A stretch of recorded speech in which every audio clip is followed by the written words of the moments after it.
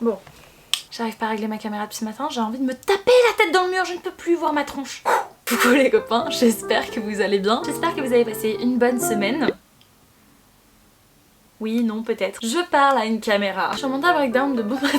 C'est une intro plutôt longue. On se retrouve pour une petite vidéo cette semaine sur des tips pour économiser son argent. Si vous ne le savez pas, je suis un rat national.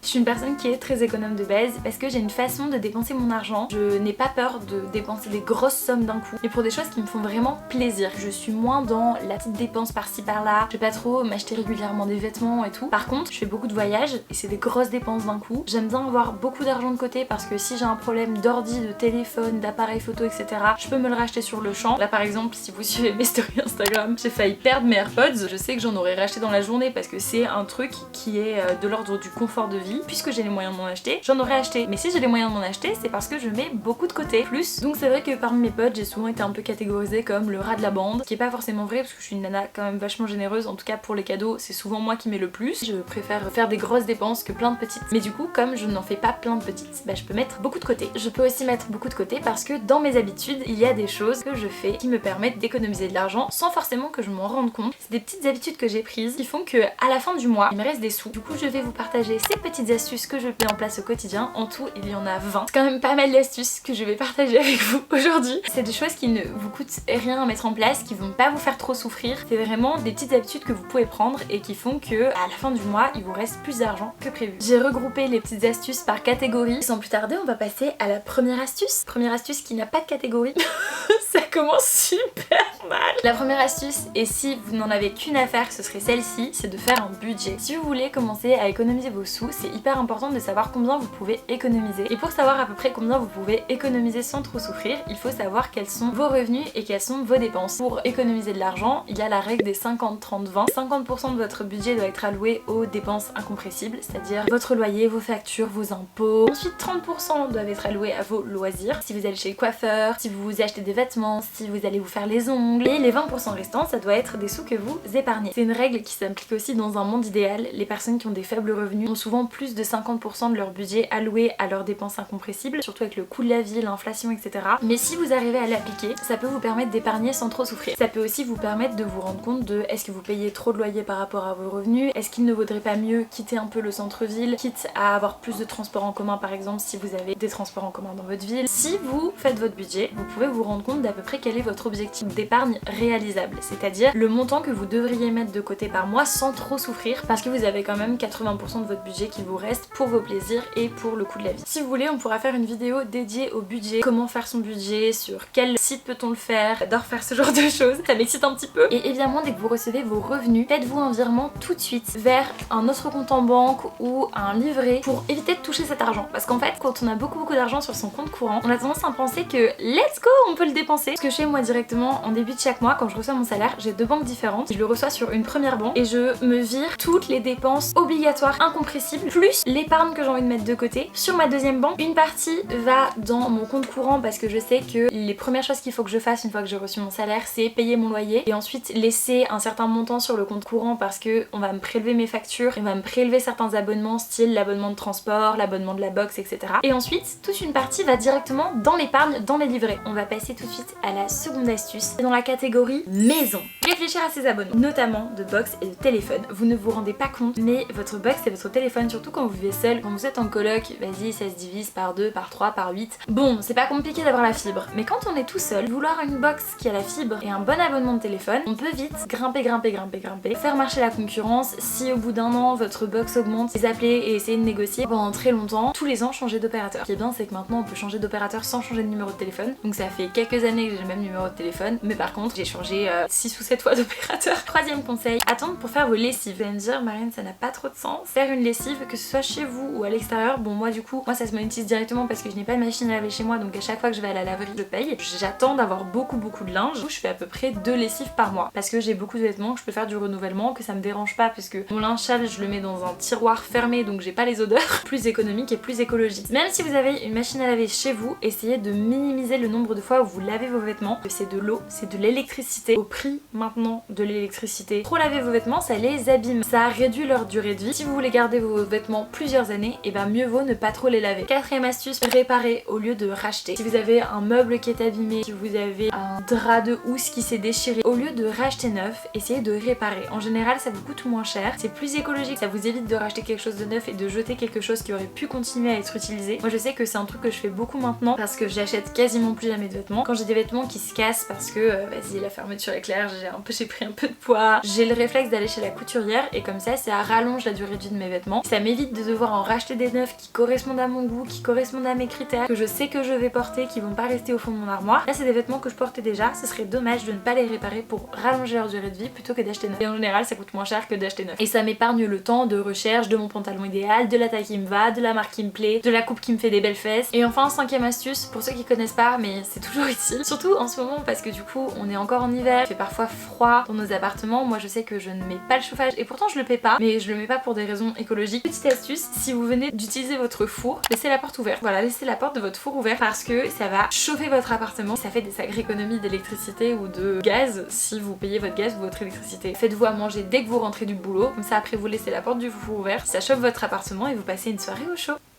Ah mais je vous ai dit que c'était des astuces hyper simples à mettre en place, je n'ai pas menti, on est vraiment sûr. Ouvrez la porte de votre four. Ensuite on passe à la catégorie alimentaire. Sixième astuce, boire majoritairement de l'eau. Parce que les boissons sucrées à la longue c'est quelque chose qui vous coûte très cher dans votre budget. Alors que si vous achetez principalement de l'eau, à la rigueur vous achetez un petit sirop si vous aimez pas le goût de l'eau, vous faites des sacrées économies. Au passage, acheter une gourde, ça vous permet d'emmener votre eau partout avec vous et de pas avoir à un moment donné soif et à avoir à acheter une bouteille en plastique. Septième astuce, se faire ses propres repas. Manger chez vous ça coûte beaucoup moins cher que de manger dehors, il n'y a pas de souci là-dessus. Essayez de faire des menus, ça vous permet d'optimiser les ingrédients que vous allez acheter à la semaine. Par exemple si vous achetez des tomates, essayez de faire 2 ou 3 repas dans la semaine où vous allez faire avec des tomates. Ça vous évite de les jeter, ça évite le gâchis alimentaire, ça évite d'acheter des trucs pour rien. Évidemment avant d'aller faire vos courses, regardez dans vos placards ce que vous avez, comme ça vous pouvez composer avec ce que vous avez déjà dans vos placards et ça vous évite de faire des courses, de racheter des choses que vous avez potentiellement déjà. 8. Pour faire vos courses ou si vous voulez sortir, utilisez les applications anti-déchets, c'est-à-dire Too Good To Go, Phoenix. C'est des applications qui vous permettent d'acheter moins cher des paniers d'invendus chez vos petits commerçants ou alors dans les restaurants. Je suis pas très fan de commander dans les supermarchés parce que je suis assez difficile en termes de nourriture et je suis pas très bonne cuisinière, donc quand on me donne des ingrédients et que j'avais pas déjà pensé à ce que j'allais cuisiner avec, je me retrouve à les jeter ou alors à les donner à des potes. C'est pas forcément le plus optimal. Par contre pour les restaurants, quand je veux me faire plaisir, que je veux découvrir une adresse pas très loin de chez moi mais que j'ai pas forcément envie de mettre 20 balles dans un japonais, je vais regarder s'il y a pas un panier qui est pas très loin de chez moi. Et parfois en plus selon le type de restaurant, vous pouvez vous retrouver avec des trucs très avantageux. Je sais que tout ce qui est spécialité indienne et tout, ils ont tendance à bien charger. Pareil quand vous allez chez l'italien, si vous prenez des pâtes, que vous ramenez vos propres contenants, si vous ramenez un grand contenant, parfois ils vont vous le remplir parce que de toute façon ça va être jeté. J'avais un italien qui était pas très loin de chez moi et je sais que à chaque fois que j'y allais avec un grand tupperware. Il me mettait des pâtes pour 2 ou 3 repas et j'avais payé ça 5 €. C'était excellent. Deuxièmement, et ça c'est évident, manger moins de viande dans votre budget alimentaire, c'est ce qui coûte le plus cher, surtout si vous voulez consommer de la viande de qualité. Moi j'ai une règle, quand je sors, je peux prendre de la viande, je vais prendre des bobos de bœuf, j'ai mangé un bon steak frites, je vais manger des burgers, ce genre de choses, mais par contre chez moi, je n'achète pas de viande. Du coup ça fait que dans mon budget alimentaire à la maison, j'ai quasiment pas de viande, j'achète que des féculents, des fibres, des légumes. Pour la digestion c'est quand même pas mal, pour la planète c'est exceptionnel et pour mon budget c'est très sympa. Au restaurant, que vous preniez un plat végétarien ou un plat avec de la viande, ce sera quasiment le même prix, alors que dans vos courses, si vous faites à manger vous-même de la viande, que vous voulez qu'elle soit de qualité, là vous allez un peu raquer. Ma règle fait que je ne me prive jamais. Quand je vais au restaurant avec mes potes qui prennent de la viande, je suis pas là à regarder que la carte végétarienne. Parfois je mange végétarien parce que j'aime bien les plats végétariens, je suis pas une grande viandarde, j'ai pas l'impression de me priver. Et à la maison par contre,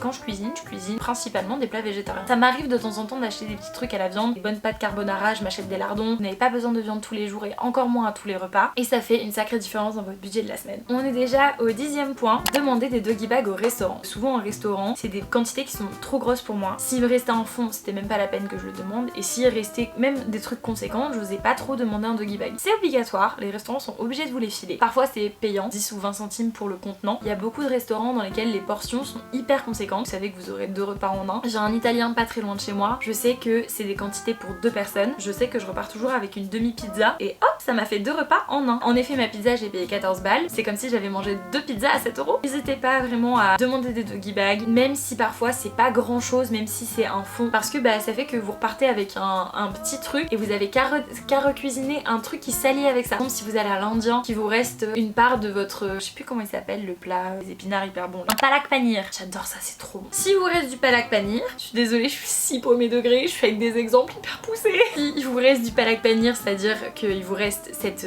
sorte de sauce avec des épinards, plein de curry et un truc trop bon. Si vous en reste un peu, bah demandez-le, prenez un doggy bag, vous refaites du riz à la maison et vous avez mangé 2 repas trop bons au lieu de 1. Et on n'y pense pas, on se dit je demande un doggy bag que s'il reste une grosse quantité, mais parfois en fait il suffit de recuisiner une partie des ingrédients à la maison et ça vous refait un repas trop bon.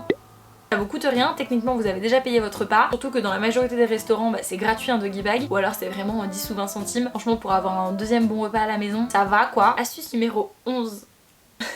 Ça fonctionne que pour les personnes qui travaillent. Vous avez un CDD, un CDI ou alors un stage ou une alternance dans une entreprise qui a des tickets restaurants. Faites vos courses avec. C'est plafonné à 25 € par jour. 25 € par jour si vous faites des courses alimentaires pour 3-4 jours, c'est suffisant en vrai. Et ça fait que c'est des choses qui sortent de votre budget quoi. En fait votre carte ticket restaurant n'est pas à utiliser que au restaurant. Vous pouvez l'utiliser dans beaucoup de magasins pour de l'alimentaire et même dans les petites supérettes et tout. Ils vous autorisent à la passer même quand c'est pas de l'alimentaire. Par exemple chez Franprix, vous pouvez acheter des serviettes hygiéniques avec votre carte ticket resto. Donc si vous êtes en galère de fin de mois et qu'il reste des sous que sur votre carte de ticket resto, bah c'est un truc à penser parce que vraiment moi je savais pas qu'on pouvait acheter autant de choses avec notre carte ticket resto. On change de catégorie, on passe dans la catégorie transport pour un seul conseil qui est le 12e. Ça commence à devenir un petit peu chiant. Prendre les transports en commun ou faire du covoiturage. Les transports c'est une part hyper importante du budget, c'est beaucoup de frais d'avoir une voiture, une assurance voiture, c'est beaucoup d'argent par an, surtout si vous êtes un jeune chauffeur, surtout si vous avez une voiture neuve. Une assurance voiture ça coûte cher. Donc si vous faites des trajets récurrents, bah n'hésitez pas à faire du covoiturage. Et si vous vivez dans une ville où vous avez une offre de transport suffisante, prenez les transports. Toujours plus rentable de prendre les transports que de prendre une voiture parce que la voiture ça pollue beaucoup, ça coûte cher et dans beaucoup de villes maintenant, de grandes villes, une partie de votre abonnement de transport est remboursée par votre entreprise ou alors la région. Et sinon faites du vélo. Dans beaucoup de villes maintenant, le vélo est en train de se développer, il y a beaucoup plus de pistes cyclables. Un abonnement de vélo ça coûte pas forcément super cher si vous voulez pas acheter votre propre vélo. Si vous voulez acheter votre propre vélo, il y a des aides. Votre entreprise peut aussi vous donner une aide pour acheter votre vélo. Ça dépend des politiques d'entreprise. Ça c'est évidemment un conseil qui ne fonctionne que dans les grandes villes. C'est plusieurs petits conseils en un gros conseil. Optimisez votre offre de transport parce que quand on fait tout en voiture, c'est là que c'est le plus cher. Maintenant on passe dans la catégorie achat, courses, shopping. La catégorie on dépense de la moula. Conseil numéro 13. Attendre avant d'acheter. On est formaté pour acheter. Oui, dans une société de la consommation, voire de la surconsommation, on a toujours envie d'acheter de nouvelles choses, on a toujours envie de posséder de nouvelles choses. Moi je suis une ancienne surconsommatrice. J'ai acheté énormément, très régulièrement, des vêtements, des livres, des trucs. J'ai acheté des trucs qui restaient au fond de mon armoire, qui me servaient pas. J'ai acheté des trucs sur des coups de tête en me disant au cas où. Il n'y a pas pire que le au cas où. Si vous êtes une personne qui a du mal à gérer son budget parce que vous dépensez beaucoup, appliquez ce conseil là, c'est vraiment un truc qui va vous aider. Dès que je voyais un truc dans un magasin, dès que je voyais un truc sur internet qui me faisait plaisir, hop, je le prenais en photo ou je le screenais et je le mettais dans un dossier dans mon téléphone. Wishlist. C'est un dossier dans ma photothèque dans lequel vous mettez toutes les choses qui vous font envie. Ce sac à main que vous trouvez trop beau, ces boucles d'oreilles que vous avez vues en promo sur tel site internet. Les promos ça sert à vous donner l'impression qu'il faut acheter tout de suite maintenant parce que sinon il y aura plus la promo et ça va coûter super cher. Le truc, si vous en avez vraiment besoin et que vous en avez vraiment envie, c'est pas la promo qui devrait être décisive ou pas. La promo ça va revenir. C'est des choses qui sont cycliques, les promotions. Il y a le Black Friday, ensuite il y a Noël, ensuite il y a les soldes de janvier. Je connais pas le calendrier des soldes, mais après il y a les promos pour les fêtes des mères, les promos pour les fêtes des pères. Il y a tout le temps des promos, donc ça doit pas être décisif pour acheter quelque chose. C'est souvent les promotions qui font qu'on achète tout de suite maintenant. Si oui, il y a quelque chose dont vous avez vraiment envie, que par exemple vous avez envie d'un casque audio trop cool, renseignez-vous sur les particularités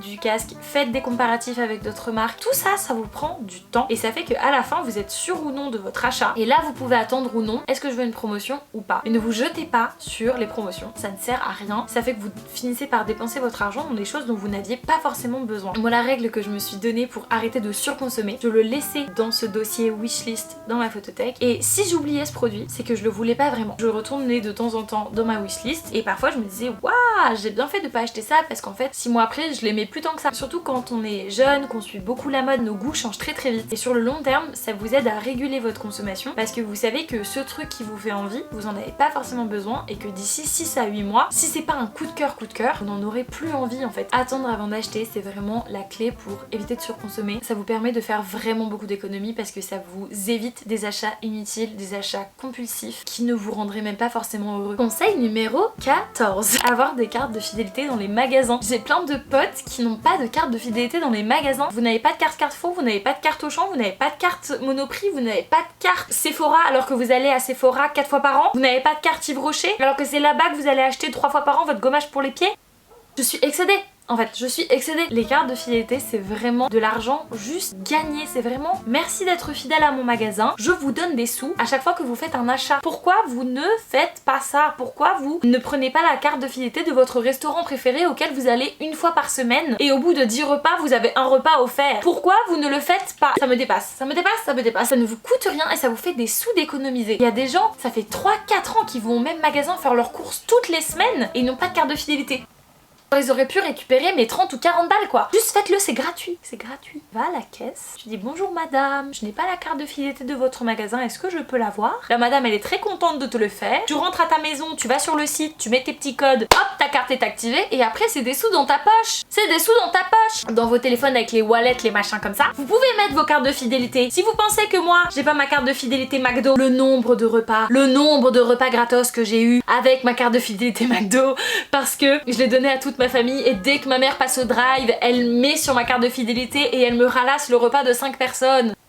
Faites vos cartes de fidélité, vraiment ça me tend, faites vos cartes de fidélité, ça ne vous coûte rien, ce n'est que du bonus pour vous et vous avez même la flemme de faire ça. Ça me dépasse. J'ai envie de vous secouer certains et d'être en mode mais fais ta putain de carte de fidélité. Je pète un câble, je suis désolée, on est samedi, j'ai eu une dure semaine. J'arrête de vous hurler dessus. Conseil numéro 15. Acheter de seconde main. Et oui, on ne le dira jamais assez, j'ai toute une vidéo sur YouTube dédiée sur l'achat de seconde main, pourquoi c'est bien, où aller pour acheter de seconde main, c'est par ici si vous ne l'avez jamais vu. Acheter de seconde main, c'est génial et on n'est pas obligé de faire ça que pour la mode. Faites des brocantes, des braderies, etc. Vous pouvez trouver de la déco de seconde main. Si vous devez meubler un appart, vous pouvez trouver des pièces hyper cool sur le bon coin en super bon état. Alors évidemment, vous n'avez pas la livraison à la maison avec le mec qui vient vous le monter, etc. Vous avez des potes et vous y allez à plusieurs et vous la ramenez cette putain de table basse super belle. C'est trop bien d'acheter de seconde main, c'est plus écologique, plus économique. Ça fait plusieurs années maintenant que je n'achète plus du tout en fast fashion. J'ai fait 2 écarts en 2 ans. J'ai juste acheté un maillot de bain parce que j'étais dans le rush qu'il me fallait un maillot de bain tout de suite pour le week-end et que si je commandais une marque éthique, elle serait jamais là à temps. Pareil pour Vinted. J'ai été chez H&M, j'ai acheté des trucs en fibres recyclées histoire de me donner bonne conscience et j'ai acheté un manteau l'année dernière parce que je ne trouvais pas exactement la forme de manteau que je voulais. Sinon, je n'achète que de seconde main. En ce moment, j'achète même plus du tout d'ailleurs parce que bah en vrai quand toute ta garde-robe te va, t'as pas vraiment besoin d'acheter. Ce qui me mène à mon 16e conseil, faire de la récupération. Il n'y a pas moins cher que le gratuit. Je récupère énormément de fringues. Je récupère dans les armoires de mes potes, je récupère dans les boîtes à livres certains livres, plein de brocantes. Il y a des gens qui laissent des trucs parce qu'ils veulent pas repartir avec. Tu fouilles dans les cartons, t'as récupéré des trucs très sympas gratos. La récupération, on n'y pense pas souvent, mais en vrai, n'hésitez pas si vous voyez que vos potes elles font des tris dans leurs fringues, n'hésitez pas à les aider à faire leur tri et en échange, s'il y a un ou deux trucs qui me plaisent, bah tu me les files. Du coup, vous quand vous faites vos tris de fringues, et bah vous les faites pas payer si elles veulent un truc à vous. Les échanges de bons procédés. Conseil numéro 17. Acheter zéro déchet. Culotte de règle, coton-tige réutilisable, savon solide, sopalin lavable, coton démaquillant lavable, filtre à café lavable, sachet de thé lavable, bocaux en verre. Tout ça, en vrai, ça coûte un petit peu plus cher au moment où vous l'achetez, mais par contre, ça vous dure tellement longtemps, c'est plus écologique et plus économique. Mes culottes de règle, ça fait quelques années que je les ai. Du coup, ça fait quelques années que je n'achète plus de serviettes hygiéniques. Je peux vous dire que je pense qu'elles sont rentabilisées les culottes. Vous en achetez quelques-unes pour faire un roulement, passez vos règles avec un truc beaucoup plus confortable que des serviettes et en plus de ça, ça se lave, c'est topissime. Que demande le peuple, j'ai envie de vous dire. Les culottes de règles, c'est pas non plus pour 20 ans, mais si vous faites 3-4 ans avec parce que vous en prenez soin, y a pas de souci en fait. Vraiment, ça dure très très longtemps. Dirigez vers du zéro déchet. Ça fait un petit peu plus mal à la dépense, mais du coup, ça vous évite de faire des dépenses tous les mois. Et enfin, on passe à la catégorie économie facile, auquel on ne pense pas tout le temps. Elles sont pas pour tout le monde parce qu'elles sont parfois liées à votre âge, parfois liées à votre situation géographique. Mais bon, je les mets là parce qu'il y en a qui ne connaissent pas certains bons plans. Tout d'abord, et ça c'est pour tout le monde, conseil numéro 18, installez WeWard. WeWard, c'est une application sur votre téléphone qui vous permet, au bout d'un certain nombre de pas dans votre journée, de valider vos pas et les convertir en argent. Ça ne vous coûte rien du tout. Et au bout d'un certain montant, vous pouvez soit faire des dons à des assos, soit avoir des promotions chez certains partenaires, soit au bout d'un certain montant, vous faire des virements vers votre compte bancaire. Et ça, simplement en marchant un petit peu tous les jours. Depuis que j'ai cette application, j'ai déjà gagné 40 €. Et ça, juste en marchant, sans rien faire d'autre. Et enfin, les deux derniers conseils, c'est si vous avez moins de 26 ans ou que vous vivez à Paris. Conseil numéro 19, si vous avez moins de 26 ans, profitez des musées, des expositions. En France, on a une chance extraordinaire. Si vous avez moins de 26 ans, plein de choses sont gratuites. Pas besoin d'être étudiant, vous avez besoin d'avoir moins de 26 ans. Renseignez-vous sur les offres qu'il y a dans votre ville, sur les offres qu'il y a dans votre région. Profitez de tout ça avant d'être trop vieux. De rien. Et enfin, si vous vivez à Paris, parce que je crois qu'il y a des MK2 que à Paris, allez au MK2 en semaine parce que les prix ne sont pas les mêmes que le week-end. Si vous avez moins de 26 ans, la place de cinéma c'est 4,90 du lundi au vendredi. 4,90 €. Est-ce que c'est bon pour vous? Moi je faisais tout le temps ça avant. Ça faisait que du coup je pouvais pas aller au cinéma le week-end et tout, et ça commençait à devenir contraignant pour moi parce que maintenant j'ai un boulot où vraiment le soir je suis trop rincée pour aller au cinéma. Du coup j'ai pris une carte UGC, je paye 17,90 € par mois parce que j'ai moins de 26 ans et je vais au cinéma quand je veux dans tous les UGC, tous les MK2, tous les grands Rex, les machins, les trucs comme ça. Et c'est hyper intéressant pour vous si vous venez d'arriver à Paris, que vous voulez aller de temps en temps au cinéma. Le MK2, 4,90 €, excusez-moi, c'est quand même exceptionnel. Écoutez, j'ai plus d'air dans mes poumons, j'ai plus de salive, je sais pas pourquoi je suis autant essoufflée. Je pense vous avoir partagé tous mes tips pour économiser de l'argent. En tout cas, tous ceux auxquels j'ai pu penser en me concentrant 5 minutes. C'est des astuces qui sont simples à mettre en place, qui ne vous coûtent rien, qui ne sont pas très contraignantes, qui peuvent à la longue alléger votre budget. Pourquoi ne pas les mettre en place finalement? Alors évidemment, le but c'est pas d'être tout le temps dans la contrainte, d'être tout le temps dans le calcul parce que sinon on ne vit plus et on se rend malheureux, mais permettre de faire un budget et de mettre en place des petites astuces comme ça, à la longue ça fait quand même des petites économies, ça vous permet de vous faire un petit voyage, d'acheter des trucs un peu chers que vous n'auriez pas pu vous acheter si vous aviez acheté plein d'autres petits trucs moins chers. Qu'est-ce qu'il est bon ce raisin Rick Europe, 4,50 € le truc de raisin. Je pense que je me suis un peu fait avoir mais il a pas de pépins, c'est quand même un luxe. Voilà, c'est le raisin que maman achetait quand j'étais petite. Vous voyez ça? Ça c'est mes 30% de plaisir. N'hésitez pas à me partager vos astuces en commentaire parce que je vous ai donné 20 astuces, ne serait-ce que m'en donner une, ça pourrait être très généreux de votre part. Si vous voulez qu'on fasse une vidéo autour de comment on fait son budget, combien de temps ça prend à faire un budget, exactement qu'est-ce qu'il faut mettre dedans, écoutez, y a pas de souci, on pourra faire ça ensemble. Moi j'adore faire ça. Donc si vous voulez qu'on fasse une vidéo dédiée au budget et comment optimiser ses dépenses, bah, ce serait avec grand plaisir, n'hésitez pas à me le dire dans les commentaires également. Et puis voilà, cette vidéo est déjà terminée et j'ai envie de vous dire heureusement parce que je n'ai plus de salive et je suis essoufflée. Si vous avez aimé cette vidéo, évidemment n'hésitez pas à la liker, la commenter, la partager et vous abonner à ma chaîne pour ne pas rater les prochaines. Si vous voulez me suivre sur mes autres réseaux sociaux, c'est juste ici, n'hésitez pas, je suis rigolote également là-bas. Et puis nous on se retrouve très vite. En attendant, prenez soin de vous, gros bisous.